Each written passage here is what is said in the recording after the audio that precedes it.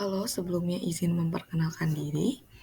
Nama saya Najwa Sophia Nadine Effendi dengan NPM 221705149. Di sini bersama rekan saya, Atika Oktaria dengan NPM 221705135 akan menjelaskan tentang NoSQL Database. Oke, pada pembahasan topik kali ini kami akan membahas tentang pengertian SQL versus NoSQL, kelebihan, kekurangan, jenis-jenis, dan implementasi.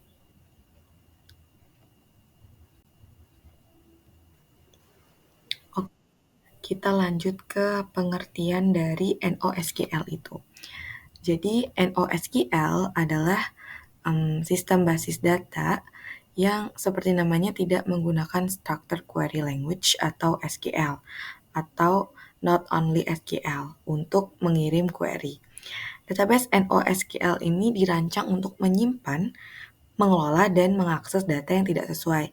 Ini berkaitan dengan struktur tabel konvensional yang digunakan oleh database SQL.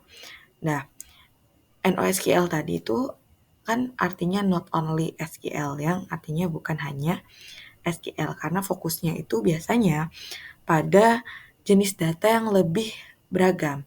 Ini seperti data tidak terstruktur, semi terstruktur, dan juga data yang sangat besar yang disimpan secara tidak efisien dalam struktur tabel rasional.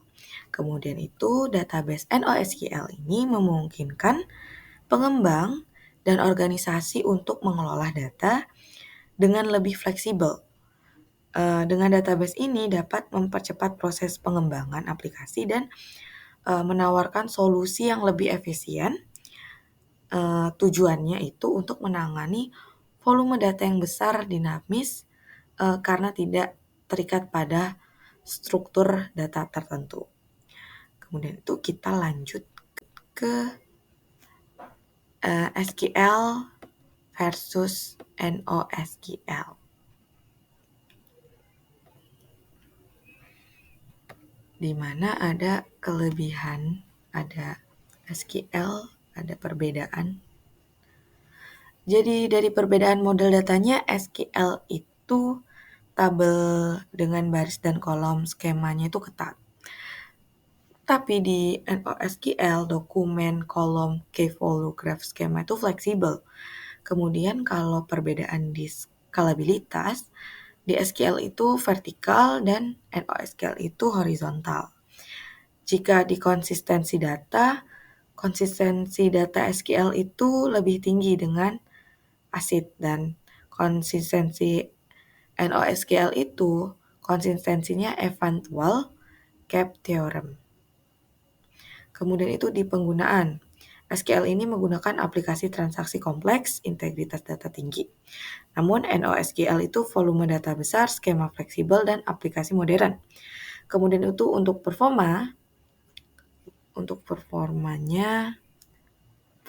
pada SQL itu performa tinggi untuk data terstruktur. Kalau di NoSQL itu performanya tinggi pada data besar dengan latensi yang rendah. Kemudian itu kalau skemanya, di SQL skema tetap, perubahan sulit. Kalau di NoSQL itu skema dinamis dan perubahannya mudah. Kemudian kita contoh implementasinya jika SQL itu biasanya di MySQL, PostgreSQL, Oracle, dan SQL Server. Kalau di NoSQL tuh biasanya ada MongoDB untuk dokumen, Cassandra, kolom, Redis key value, dan Neo4j untuk graph. Kemudian penggunaannya itu, kalau SQL itu kebutuhannya transaksi kompleks, integritas data. Kemudian kalau NoSQL sendiri itu skalabilitas tinggi, perubahan skema cepat, data tidak terstruktur. Kemudian kita lanjut ke kelebihan. Untuk kelebihan yang pertama di NoSQL yaitu digunakan dalam data yang kompleks dan skala besar. Nah, NoSQL ini memang sangat cocok nih untuk digunakan untuk mengelola data yang kompleks dengan skala yang besar seperti Internet of Things and big data. Kemudian itu karena dapat dengan mudah menangani volume data yang besar, nah makanya itu cocok digunakan. Kemudian itu kelebihan selanjutnya ada biaya maintenance NoSQL database jauh lebih terjangkau. Karena di NoSQL itu tidak terlalu membutuhkan database administrator dengan skill yang tinggi untuk pengoperasiannya. Oleh sebab itu, biaya maintenance NoSQL itu jauh lebih terjangkau. Kemudian itu selanjutnya NoSQL dapat memberikan skalabilitas horizontal yang baik, yang tentunya memungkinkan sistem untuk dengan mudah mengatasi peningkatan beban kerja dengan menambahkan lebih banyak node yang node-node tersebut ke dalam cluster. Kemudian itu selanjutnya ada penanganan data skema dan struktur data pada NoSQL mudah ditangani tanpa harus merubah konsistensi data pada database. Karena mudah ditangani tanpa harus merubah konsistensi pada database, karena biasanya skema data pada NoSQL ini tidak tetap, seperti halnya pada SQL. Kemudian yang terakhir memiliki kelebihan kemampuan skema yang less, yang dimana membuat user untuk tidak perlu lagi mendefinisikan file dan tipe data pada tabel seperti pada MySQL. Selanjutnya ada kekurangan yang akan dijelaskan oleh Atika tadi. Selanjutnya yaitu ada kekurangan dari NoSQL database. Nah, yang pertama itu NoSQL database cenderung mengutamakan skalabilitas dan kinerja daripada konsistensi data. Hal ini tentunya dapat berakibat kepada kurangnya konsistensi dalam replikasi data antara node-node dalam sistem yang bisa menjadi masalah jika aplikasi membutuhkan konsistensi yang kuat. Yang kedua, NoSQL database umumnya tidak mendukung transaksi kompleks seperti yang didukung oleh relational database. Hal ini dapat menjadi sebuah masalah apabila aplikasi membutuhkan transaksi yang melibatkan operasi rollbacks ataupun multiple step. Lalu yang ketiga, perubahan dari suatu record akan tersimpan secara permanen. Lalu yang keempat, tiap row merupakan data yang unik sehingga tidak dapat digantikan dengan data lain. Lalu yang terakhir, NoSQL database masih belum memiliki standarisasi seperti yang ada pada SQL Relational Database. Setiap sistem NoSQL database memiliki API, model data, dan bahasa query-nya sendiri yang tentunya dapat mempersulit user untuk mempelajari banyak NoSQL database dengan tipe yang berbeda dalam waktu yang berdekatan. Nah, selain itu, hal ini juga dapat mempersulit migrasi antar sistem NoSQL itu sendiri. Lanjut di sini ada jenis-jenis dari NoSQL database. Yang pertama itu document store. Database NoSQL ini menyimpan data dalam bentuk dokumen. Biasanya menggunakan format seperti JSON atau BSON. Hal ini dengan kunci unik untuk setiap dokumen dan data dalam bentuk pasangan kunci nilai. MongoDB adalah salah satu database document store yang paling populer. Lalu yang kedua itu ada key value store.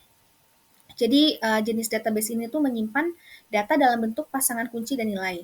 Ini tuh mirip dengan tabel hash, di mana satu kunci menunjukkan satu nilai. Sebagai contoh, Redis, Amazon DynamoDB, dan Apache Cassandra. Yang ketiga itu ada white column store.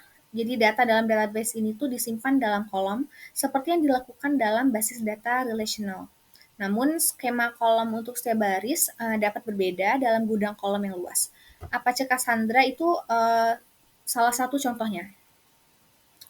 Lalu yang keempat itu ada graph database. Jadi jenis ini tuh dimaksudkan untuk menyimpan dan mengelola data dalam bentuk jaringan atau graf. Nah, ini tuh sangat berguna untuk menyimpan data yang rumit dan dapat digunakan untuk analisis jaringan. Contohnya itu ada Neo4j, OrientDB, juga Amazon Neptune. Lalu yang kelima itu ada time series database. Jadi database ini tuh dirancang untuk menyimpan dan mengambil data waktu seperti data sensor, log, dan keuangan.